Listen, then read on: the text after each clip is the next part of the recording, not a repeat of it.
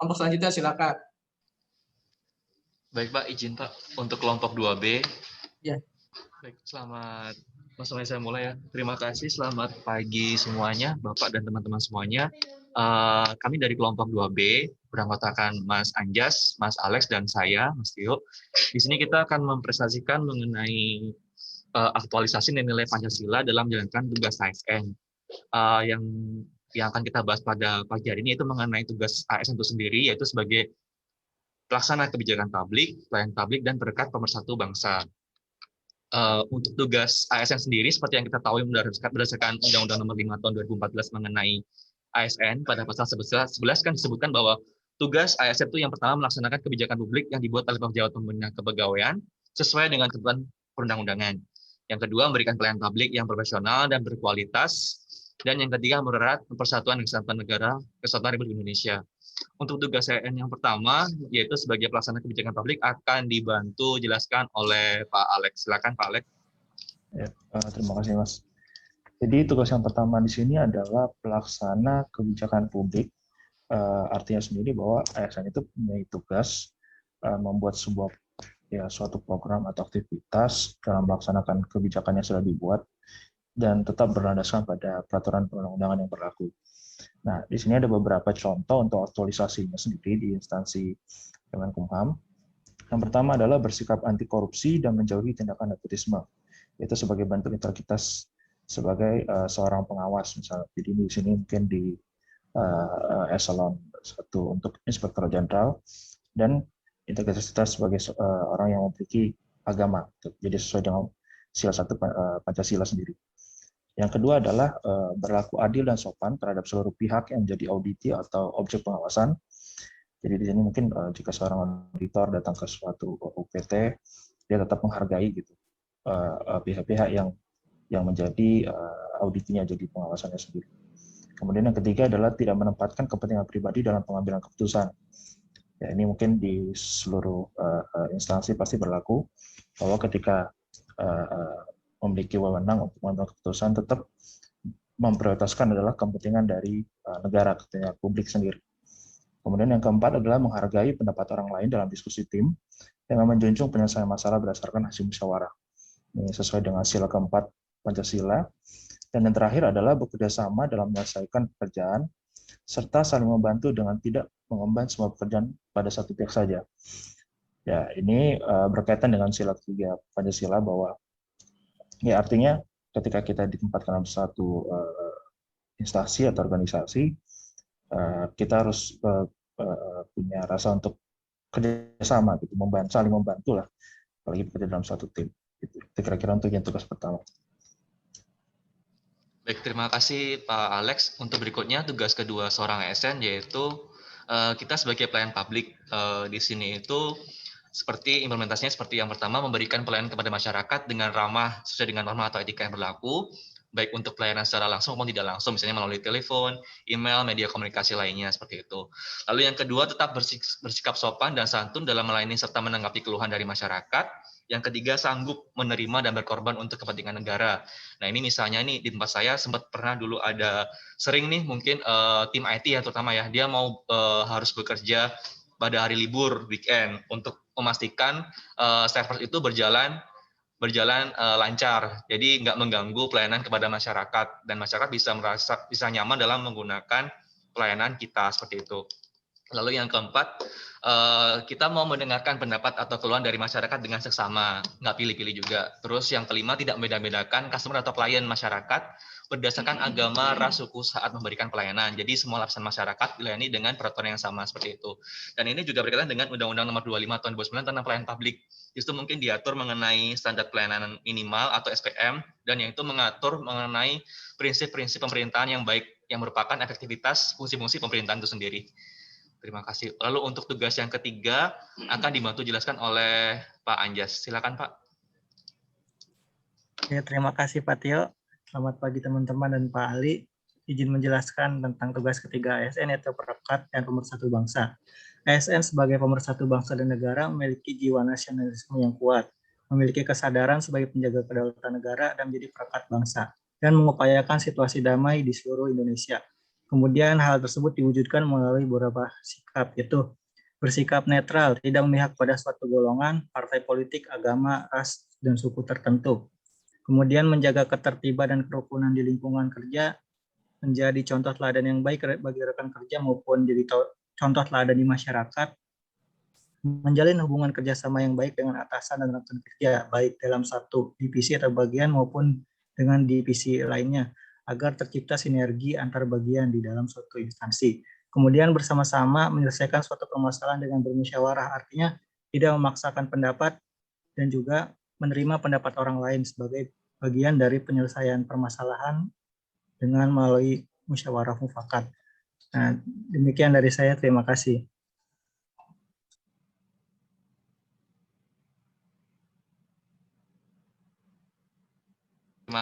Baik, terima kasih Mas Anjas. Baik, sekian presentasi dari kelompok 2B, Bapak dan teman-teman sekalian. Terima kasih. Wassalamualaikum warahmatullahi wabarakatuh. Oke, lanjut kelompok 3. Sudah. Ya, sudah. Selamat pagi Bapak. Selamat pagi. Selamat pagi teman-teman.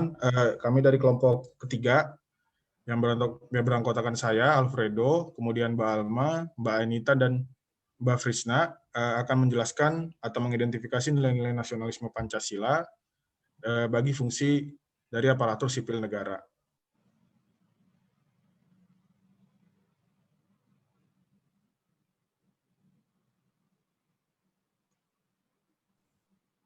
Pengertian dari yang pertama akan saya menjelaskan mengenai pengertian dari nasionalisme, di mana Hans Kohn menyatakan bahwa nasionalisme adalah suatu paham yang menempatkan kesetiaan tertinggi individu kepada negara dan bangsa.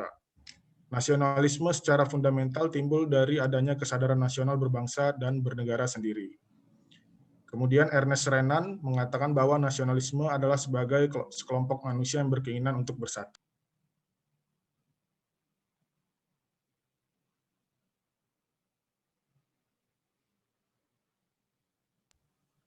Berikutnya, nasionalisme yang ada di Indonesia itu adalah nasionalisme Pancasila, yang dimana dalam nasionalisme kita harus memuat nilai-nilai dari kelima sila yang ada di dalam Pancasila.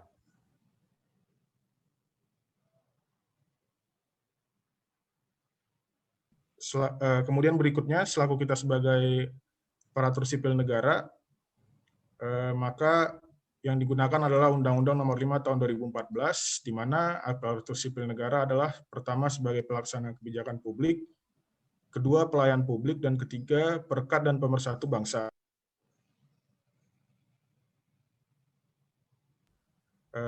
Berikutnya, kalau dari kelompok kita Pak agak berbeda dari kelompok pertama dan kedua. Ya, Bapak lanjut. Kita mengidentifikasi nilai-nilai Pancasilanya secara individu sesuai dengan keadaan yang kita hadapi.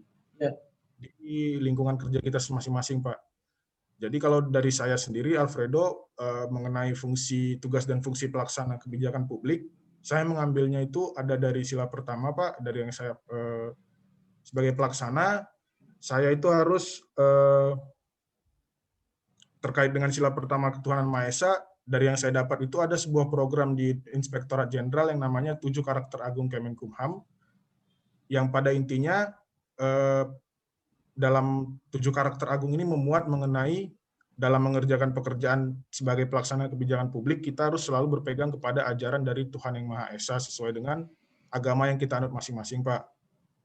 Kemudian juga terkaitnya dengan sila kedua, yaitu melakukan sebagai seorang auditor di Inspektorat Jenderal, kita harus melakukan audit, review, dan monitoring dengan menjadi pendamping dan bukan hanya menjadi pemeriksa begitu Pak. Jadi tidak lagi seperti pemeriksa atau datang hanya untuk mencari bukti begitu Pak, tapi juga harus membimbing satuan kerja agar bisa menjadi pelaksana kebijakan publik yang lebih baik lagi Pak. Kemudian terkait tugas dan fungsi pelayanan publik, saya mengambil dari pengamalan sila kelima, yaitu karena Inspektorat Jenderal itu sendiri Pak tidak berhubungan langsung dengan pelayanan publik. Jadi yang bisa kita lakukan hanyalah menindaklanjuti dan menyelesaikan setiap laporan pengaduan yang masuk ke Inspektorat. Kebetulan saya di Inspektorat Wilayah 6, kebetulan saya ditempatkan di Inspektorat Wilayah 6. Jadi saya untuk pengamalannya adalah menindaklanjuti dan menyelesaikan setiap laporan pengaduan yang masuk di Inspektorat Wilayah 6 tanpa membeda-bedakan begitu Pak. Kemudian di pengamalan di sila keduanya yaitu setiap auditor itu sekarang harus memiliki sikap yang baik dan ramah saat melakukan audit, review, monitoring ataupun pemeriksaan khusus, tidak lagi seperti dulu Pak, setiap melakukan kegiatannya. Kemudian yang terakhir terkait dengan perekat dan pemersatu bangsa, saya mengambilnya itu dari sila ketiga, yaitu mengikuti apel pagi dan upacara kenegaraan yang dilaksanakan baik secara langsung maupun virtual, meskipun sedang dalam masa penugasan. Kemudian yang berikutnya itu ikut membantu rekan-rekan dalam tim penilai internal, des evaluasi WBK WBBM gitu Pak. Jadi ikut berpartisipasi begitu Pak. Terima kasih. Yang izin yang berikutnya akan dilanjutkan oleh Mbak Alma. Mohon izin Bapak untuk menjelaskan. Ya, silakan. Untuk implementasi nilai-nilai Pancasila, saya melihat untuk di Kanwil ini, untuk pelaksanaan kebijakan publik, yaitu dengan mengadakan WFH dan WFO, Bapak. Di sini saya berpendapat seperti itu karena kebijakan WFH dan WFO ini merupakan kebijakan pemerintah dalam menanggulangi penyebaran COVID-19. Dengan pegawai Kanwil di sini mengadakan mengadakan WFH dan WFO, maka itu merupakan bentuk partisipasi kita dalam menanggulangi COVID-19, Pak. Dan ini menurut saya merupakan pengamalan sila ketiga. Lalu melakukan pelaporan LHKSN, di mana ini merupakan kebijakan pemerintah dalam membangun birokrasi yang transparan. Bagi saya, ini merupakan pengalaman sila kelima, yaitu merupakan keadilan, Bapak. Kemudian untuk fungsi pelayanan publik di Kanwil, itu adalah dengan membentuk duta layanan. Duta layanan ini merupakan bentuk penghormatan kepada masyarakat dan menjamin bahwa seluruh masyarakat mendapatkan pelayanan yang prima tanpa membeda-bedakan kedudukan sosial dan sebagainya. Bagi saya ini merupakan pengamalan sila kelima. Lalu mengadakan workshop peningkatan pelayanan publik. Ini merupakan bentuk dukungan dalam peningkatan kualitas pegawai dalam memberikan pelayanan yang prima kepada masyarakat. Bagi saya ini adalah pengalaman sila kedua. Lalu untuk fungsi perekat dan pemersatu, yaitu dengan mengadakan koperasi Kanwil, di mana dengan mengadakan koperasi, maka akan terwujud pelaksanaan musyawarah dan mufakat dalam kegiatan untuk memajukan kesejahteraan pegawai. Ini merupakan pengamalan sila keempat menurut saya. Dan mengadakan kegiatan Jumat Takwa, di mana ini dengan mengadakan Jumat Takwa ini akan membentuk pribadi pegawai yang berintegritas dalam pelaksanaan tugas. Seperti itu, Bapak. Izin Bapak. Ya, silakan. Ya, melanjutkan penjelasan kelompok kami tentang identifikasi nilai-nilai Pancasila dalam fungsi ASN. Dari saya untuk tugas dan fungsi pertama terkait pelaksana kebijakan publik. Yang pertama untuk aktivitasnya adalah menolak gratifikasi atau suap dan lain sebagainya, karena kami di sini di Inspektorat Jenderal, di mana tugasnya adalah sebagai pengawasan, ya, tidak sedikit kemungkinan mungkin ada yang melakukan atau menawarkan pada kami terkait gratifikasi atau suap ini.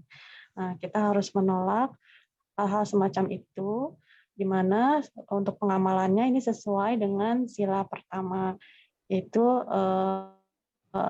ketuhanan yang Maha Esa, di mana kita harus berlandaskan tindakan yang jujur, ya, sesuai dengan apa yang diajarkan oleh agama.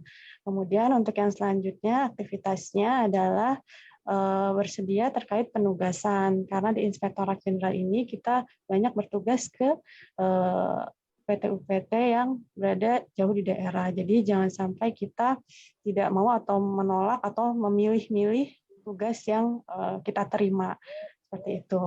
Hal ini sesuai dengan pengamalan sila kelima. Jadi kita tidak memilih-milih, tapi bersikap adil kepada seluruh UPT dalam pelaksanaan kebijakan publik ini. Untuk yang selanjutnya terkait tugas pelayanan publik, di sini untuk aktivitas pertama yaitu melayani rekan dengan sopan dan santun, karena sesuai dengan pengamalan sila kedua, di mana itu adalah kemanusiaan yang adil dan beradab.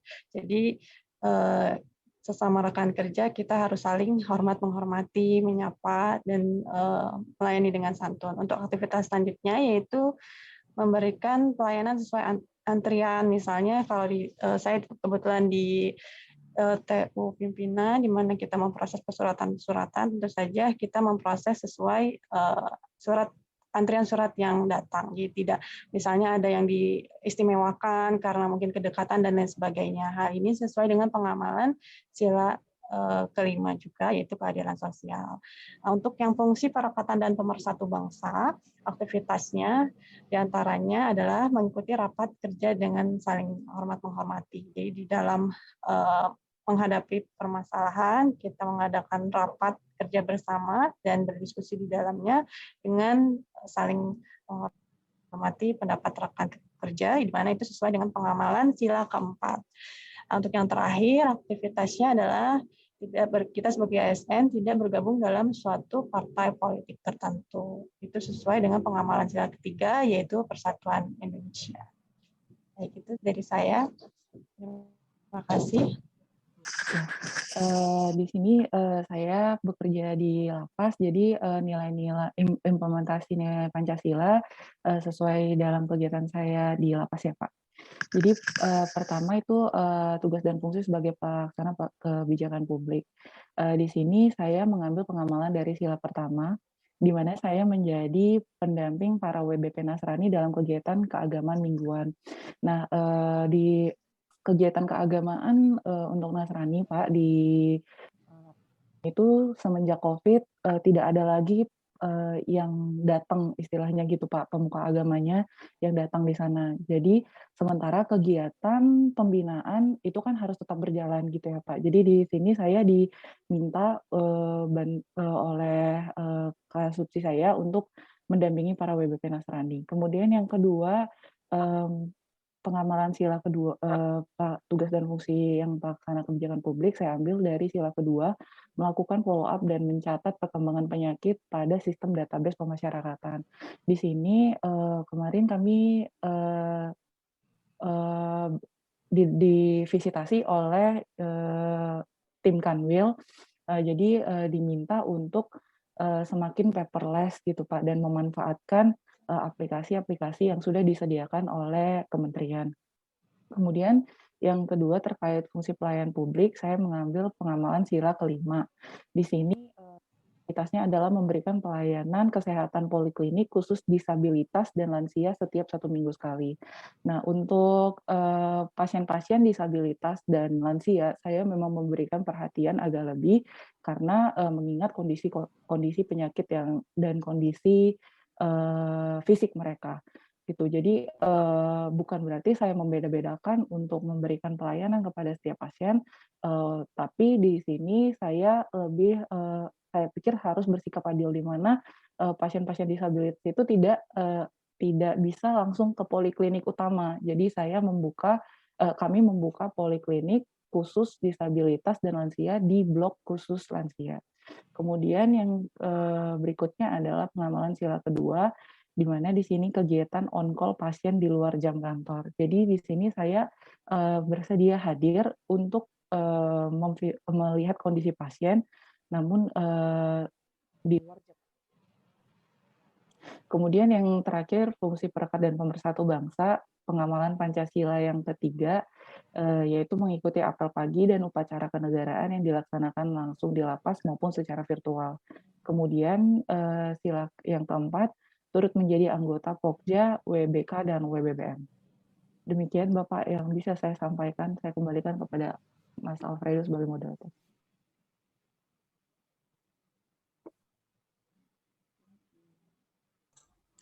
Izin Bapak. Ya, silakan. Berikut tadi presentasi dari kelompok kami Pak, kelompok 3. Untuk itu kami jika ada salah kata kami mohon maaf dan kami ucapkan terima kasih Pak. Oke.